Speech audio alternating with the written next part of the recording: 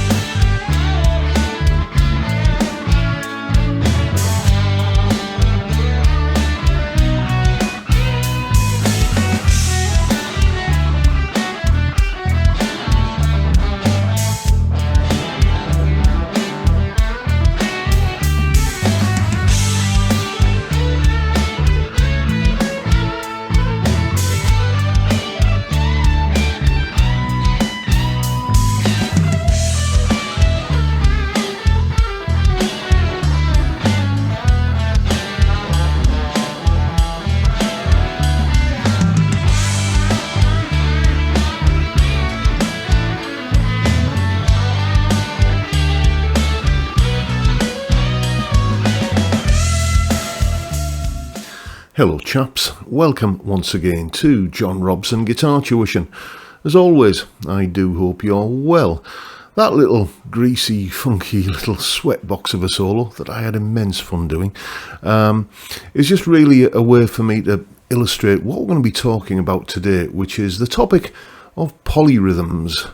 We've been doing videos, or I've been doing videos on a Wednesday for a little while now about the whole topic of understanding the rhythmic aspect of what we're doing, and we're kind of folding a little bit of understanding rhythm notation into that as well. We've looked at 16th notes and triplets and 8th notes so far, but really what I want to talk about today is the way you can use those and create effective licks out of not particularly interesting little groups of notes that if you didn't play them with this rhythmic trick would sound nowhere near as interesting.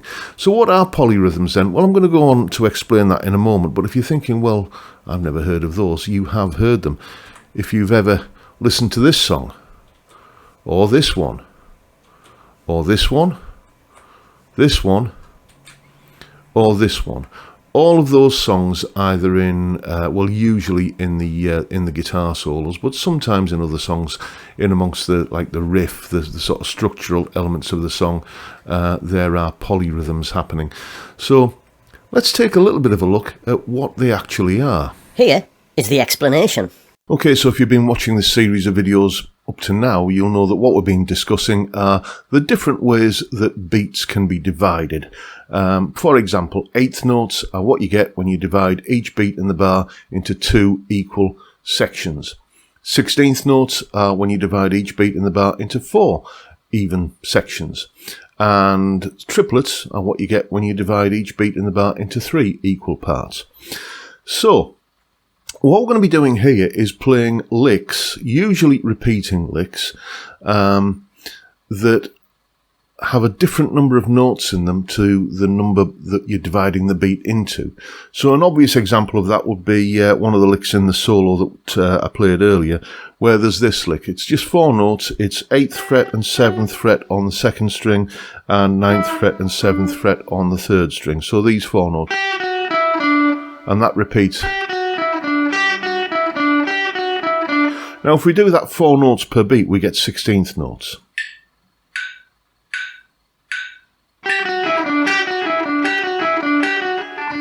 Something like that. Okay?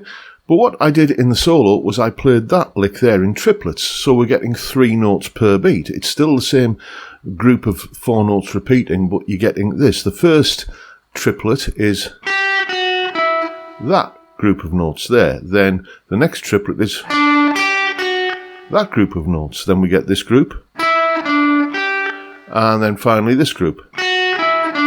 So let's hear that played, those triplets played over the metronome. You'll hear it's just the same 4 notes repeating, but they're not grouped in groups of 4. They're grouped in groups of 3.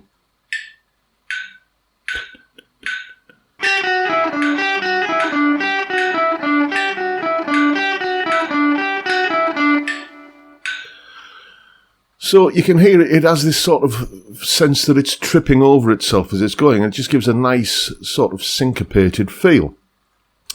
If we do it the other way around, if we take a repeating group of 3 notes, like this lick here that I played in the solo.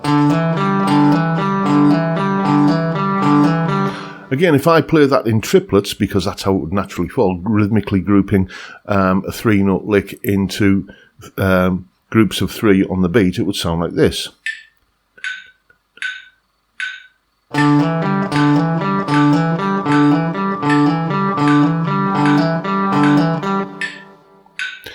Now let's see what that sounds like if I group them into groups of 4. So I'm going to get this 4 note,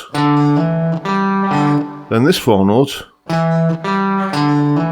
then these 4 notes, and then these 4 notes, like that. I'll probably kind of put a pause in somewhere just to sort of put an end to it, but basically it would sound like this. So a 3-note repeating, a lick of 3 notes repeating over and over, but grouped rhythmically in 4s.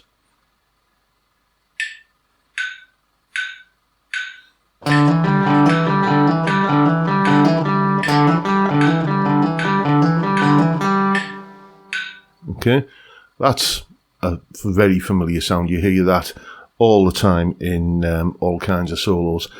Another one that's, well, it's a repeating lick, and the way this kind of works is that there's a little transition, either a pull-off or a slide, which is happening in a different point in the beat. Again, it's sort of a 3-note grouping that it would naturally be. So if I play it in groups of 3, it would sound like this.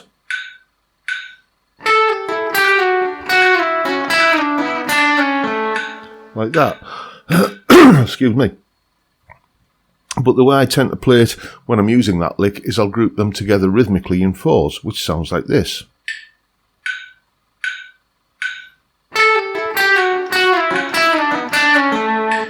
Like that. So wah da da da da da da da da da da da, as opposed to da da da da da da da da da da da da. I'll play them back to back so you can hear. So this is triplets.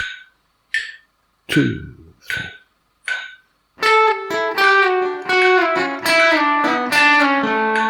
And this is 16th notes. 2, 3, 4.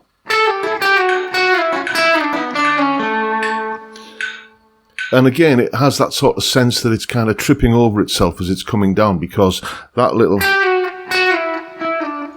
kind of slur, that descending movement that takes me down the strings, is happening at a different point within the beat each time. And the final example is, well, it'll be immediately familiar if you've ever listened to anything by Chuck Berry, where we do like this unison bend here to finish on this note here. And what Chuck would do here is he would play this note for half a beat, an 8th note if you like, and then this note for a quarter of a beat. And then we repeat that. If I just play those evenly on the beat, we'll get this.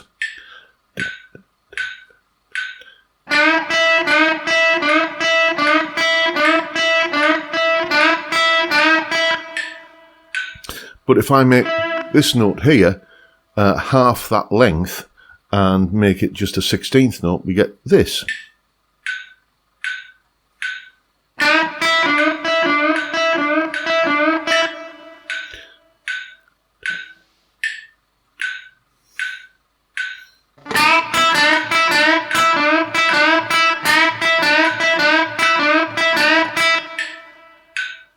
Very familiar, because what you're getting there is a lick which is 3/4 of a beat long. So it begins on the first 16th note of the first beat, and then it begins again on the last 16th note of the first beat. Then it kind of begins on a different point within each beat as we go through the bar. And again, it's just got that feeling like it's kind of tumbling forward and tripping over itself. And it's a very, very, very effective way of making any repeating type of lick sound more interesting. So, these are things that you can be practicing. Just set a metronome to a nice slow speed. This is 77 beats per minute. The solo that you heard earlier was at 96. Get it right at the slow speed and then practice it. And, let's run through them all again. So the first one.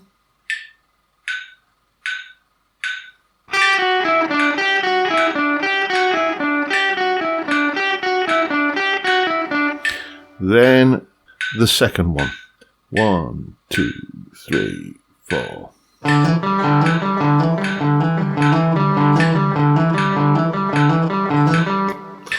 Then the third one. 1, 2, 3, 4. Then the final one, the Chuck Berry one.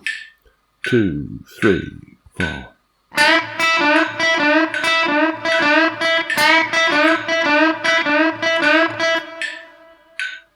Went a little bit out on that last one, but you get the idea. Those are really nice, accessible with a bit of practice, polyrhythm and syncopation ideas that you hear all over the place in blues, in classic rock, country, pretty much any style of popular music featuring one of these things. So now you know what to do.